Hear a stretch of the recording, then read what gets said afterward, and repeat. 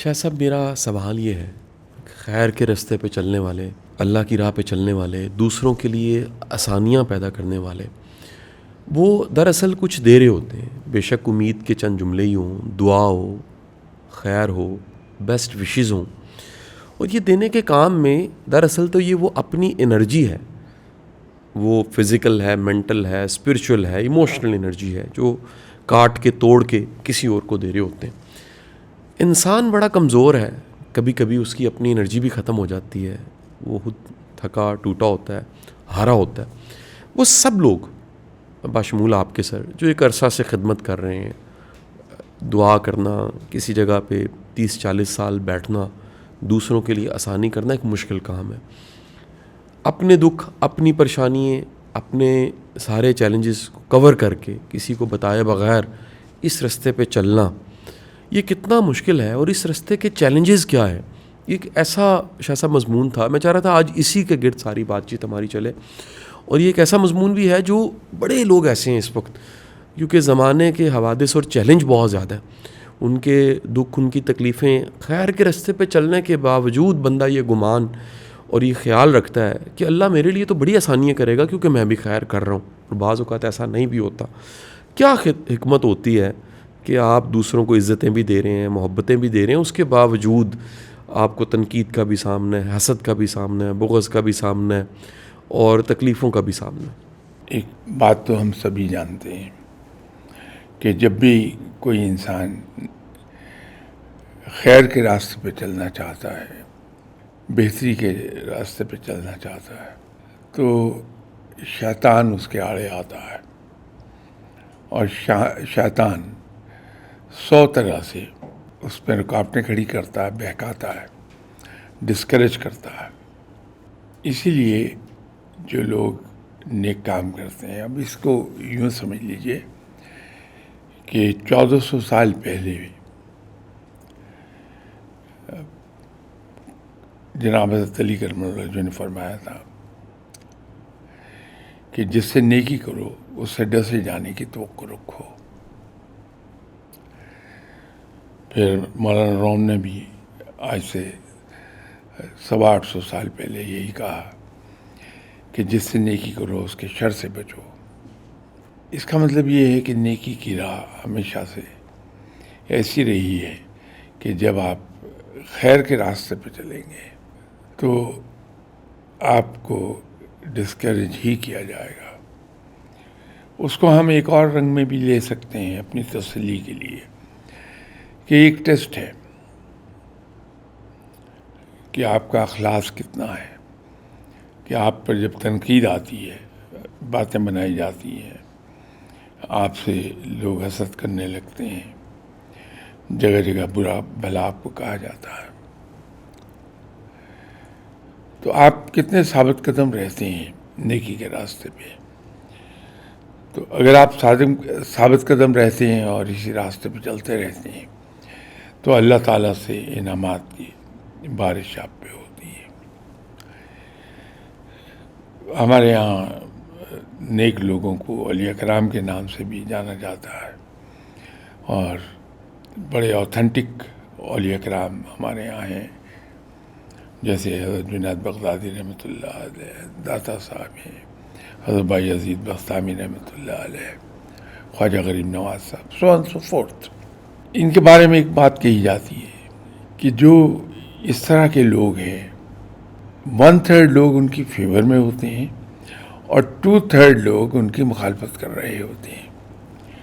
آپ سے کئی بار پہلے بھی بات ہوئی کہ ہمارے جو بزرگ تھے، اسلاف ہمارے، اگرچہ دنیاوی تعلیم ان کے پاس ڈگریز تو نہیں تھیں، لیکن بے پناہ فہم و فراست اور عقل مندی، اور یہ جنہیں ہم اولیاء کرام کہتے ہیں، یہ ہیومن سائیکالوجی کے ماہر، بغیر کسی ڈگری کے، وہ شاید اصطلاحات تو نہیں بول سکتے تھے سائیکالوجی کی، لیکن تھے ہیومن سائیکالوجی کے ماہر۔ انہیں اچھی طرح پتہ تھا کہ انسان کو اگر نصیحت کی جائے تو وہ دور بھاگتا ہے، بجائے اس کے کہ اس سے سبق حاصل کر لے، دور بھاگ جاتا۔ تو انہوں نے جو نصیحت کرنی تھی اس کو انہوں نے ریشم میں لپیٹا کہ اس نصیحت کو چھوٹی چھوٹی کہانیوں اور حکایات کی صورت دے دی. انسان کہانی کو بڑی دلچسپی سے سنتا ہے. اگر آپ کہانی سنا کے خاموش ہو جائیں تو اپنے نتائج اس میں سے وہ خود اخذ کر لیتا ہے. تو یوں جو نصیحت آپ دوسرے تک پہنچانا چاہتے ہیں اسے اوفینڈ کیے بغیر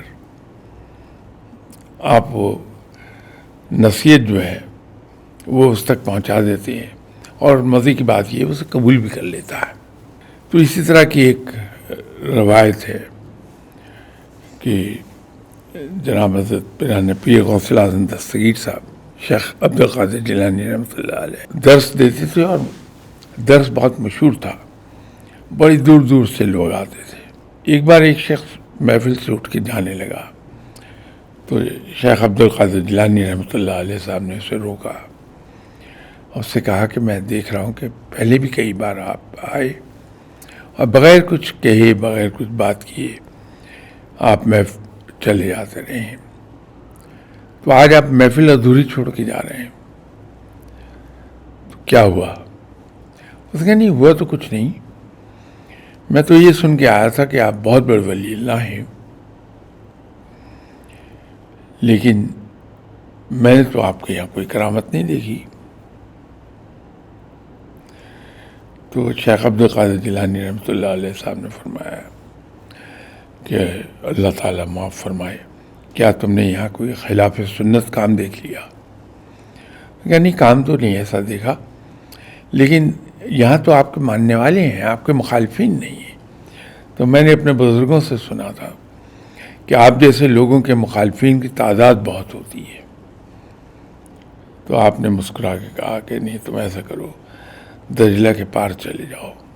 تو وہ شخص کیا تو دیکھا مخالفت ہی مخالفت ہے. تو آ کے یہ ایک کہانی ہے, ایسی بہت سی کہانیاں ہیں. تو میں تو ان کہانیوں کو اس رنگ میں نہیں لیتا کہ یہ تو سچ ہو نہیں سکتی بات. وہ در حقیقت نصیحت کا ایک ڈھنگ ہے. اس میں جناب اشفاق احمد صاحب کو کمال حاصل تھا کہ وہ بھی جو بات دوسرے کو سمجھانا چاہتے تھے, جس کی تعلیم دینا چاہتے تھے, اس کو وہ کہانی اور قصے کی صورت میں بیان کر دیتے تھے. آپ دیکھیے لوگ کتنی دلچسپی سے سنتے تھے, اور ان کی باتیں آج بھی لوگوں کو یاد ہیں. تو یہ خاص رحمت تھی جناب اشفاق احمد صاحب پر کہ ان کو رب تعالیٰ نے یہ فہم عطا فرمائی تھی کہ لوگوں تک نصیحت پہنچانی کیسے ہے. وہ بھی یہی کام کرتے تھے. یہ جو خیر کی بات سے بات چلی تھی, تو یہ کوئی نئی بات نہیں ہے. ہر وہ آدمی جو خیر کا کام کرنا چاہتا ہے اس پر تنقید اتنے ہی بڑے پیمانے پر ہوتی ہے جتنے بڑے پیمانے پہ وہ کام کر رہا ہے. اور یہ ایک طرح کا ٹیسٹ ہے, اور خیر کا کام کرنے والے آدمی کو اس ٹیسٹ میں فیل نہیں ہونا چاہیے. ہمارے یہاں تو چونکہ تعلیم کی کمی رہی ہے, یہ تو اللہ تعالیٰ کا لاکھ لاکھ شکر ہے کہ پاکستان بن گیا اور ہم مسلمان یہاں آ کے اپنی زندگی خود جینے لگے ہیں. ہمارے یہاں تعلیم بڑھنا شروع ہو گئی, ورنہ مسلمانوں میں تعلیم تو برائے نام تھی. میں اس کو عام طور پر یہ کہتا ہوں کہ یہ ایز اے نیشن ہمارا ٹرانزٹری پیریڈ ہے, ہم ٹرانزیشن میں ہیں. تو اس ٹرانزیشن کے اندر ہمارے اندر بہت سی چینجز آتی رہیں گی, نئی چیزیں داخل ہوتی رہیں گی زندگی میں, پرانی جاتی رہیں گی. ہم لوگ ہائیلی اوپینیٹڈ ہیں, ایک دم رائے قائم کرتے ہیں کسی کے بارے میں. آپ موٹیویشنل اسپیکر ہیں, آپ کی ایک اسکل ہے, ایک قابلیت ہے آپ کی. میں تو ان پڑھ آدمی ہوں, سڑک کے کنارے آواز لگا کے سودا بیچنے والا. میں آپ کی اس اسکل کو نہیں سمجھتا, لیکن میں بے دھڑک آپ پر تنقید کر رہا ہوں گا, اپنی رائے کا اظہار کر رہا ہوں گا. اور یہ ایک طرح کا ٹیسٹ ہے. جو خیر کی بات سے بات چلی تھی جناب اشفاق احمد صاحب پر کہ ان کو رب تعالیٰ نے یہ فہم عطا فرمائی تھی کہ لوگوں تک نصیحت پہنچانی کیسے ہے. وہ بھی یہی کام کرتے تھے. بغیر یہ جانے کہ مجھے اس فیلڈ کا نہیں پتہ کچھ بھی جس فیلڈ میں آپ ہیں. ایک سرجن ہے، میں بے دھڑک اس کے بارے میں اپنی رائے کا اظہار کر دوں گا، وہ اچھا سرجن نہیں ہے. اب اس ٹریڈ کو میں نہیں سمجھتا، نام بھی نہیں شاید سنا ہوگا، لیکن میں اس کی اسکل کو چیلنج کر دوں گا. لیکن یہ وقت بدلتا جائے گا، جو وقت گزرے گا، تعلیم ہمارے درمیان اور آئے گی، تو ہم ایک زمانے میں غالباً کوئی پیپر لکھنا تھا مجھے، تو میری اپنی فیلڈ سیلز اینڈ مارکیٹنگ، لیکن اس میں پروڈکشن بھی کور ہو رہی تھی، اکاؤنٹس بھی کور ہو رہے تھے. تو میں نے بغیر کسی کی ہیلپ لیے پیپر لکھا، اور ہمارے باس نے پسند کیا اسے بات. لیکن ایک جگہ جا کے شاید کوئی بہت باریک چیز ہوگی ٹیکنیکل، جس پر جو میں نے لکھ دی تھی، تو انہوں نے اس کو دائرہ لگایا. تو انہوں نے ایک بڑے مزے کی بات کہی. انہوں نے کہا کہ شاہ صاحب، بھلے آپ کو ہر چیز آتی ہو، لیکن جو جس سبجیکٹ کا ایکسپرٹ ہے وہ کام اسی کو کہیے کہ وہ کرے. تو کہنے لگے کہ فوج کے اندر ہر آدمی اپنی اپنی ٹریڈ کا ماہر ہوتا ہے، اس کے علاوہ بھی وہ دوسری ٹریڈس کو جانتا ہے. لیکن جب وہ کچھ پیپر لکھے گا یا کوئی پلان بنائے گا، تو جو اس سبجیکٹ کا ماہر ہے وہ اس پر رائے. انہوں نے ایگزامپل کوٹ کی کہ اگر ایک infantry officer as a general کوئی پلان بنا رہا ہے، وہ جانتا ہے کہ آرٹلری کیا ہوگی، آرمر کیسے کام کرے گی، اس کو پتہ ہے. لیکن اس کے باوجود وہ آرٹلری کے ہی اسپیشلسٹ کو بلائے گا اور اسے کہے گا کہ اس پر رائے دو. یہ وقت آ جائے گا انشاءاللہ. ہمارے اندر بھی بڑی تیزی سے چینج ہو رہے ہیں ہم لوگ. آپ آج سے 20 سال پہلے کے رویے ہمارے دیکھ لیجئے، آج کے دیکھ لیجئے. تو میں کبھی مایوس نہیں ہوتا، کبھی مجھے پیسو خیال نہیں آتا.